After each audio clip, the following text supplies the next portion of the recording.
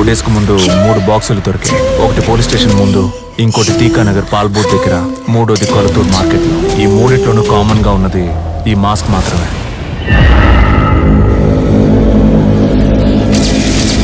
గుర్తుపట్టగలిగారు sir? Sir, ఇది అయ్యేటట్టు నాకు అనిపించట్లేదు. శివాని వెంటనే రమ్మని చెప్పండి.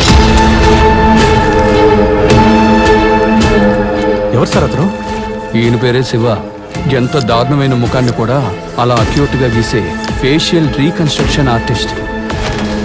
అది మాత్రమే కాదు, సాల్వ్ చేయలేని కేసులను కూడా క్రైమ్ స్టోరీ రాసిచ్చే రైటరు. శివ రాసిచ్చే రిపోర్ట్లన్నీ నిజానికి దగ్గరగా ఉంటాయి.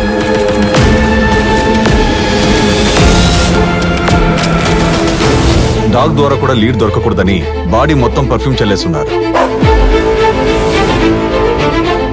నువ్వు గీసిందే. ఈ అమ్మాయి ముఖం ఏ మిస్సింగ్ కేసు ఫైల్లోనూ ఇంతవరకు మ్యాచే కాలేదు. ఒకవేళ కంప్లైంటే రాని కేసు అయి ఉండొచ్చు కదా సార్.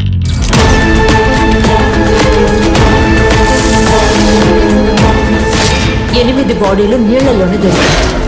ఏ బాడీలోనూ ఇన్నర్ ఆర్గాన్స్ లేవు, కానీ పాతి పెట్టేటప్పుడు ఆర్గాన్స్ తోనే పాతి పెట్టారు. డెడ్ బాడీస్ ఆర్గన్స్ తో ఏం చేస్తారు?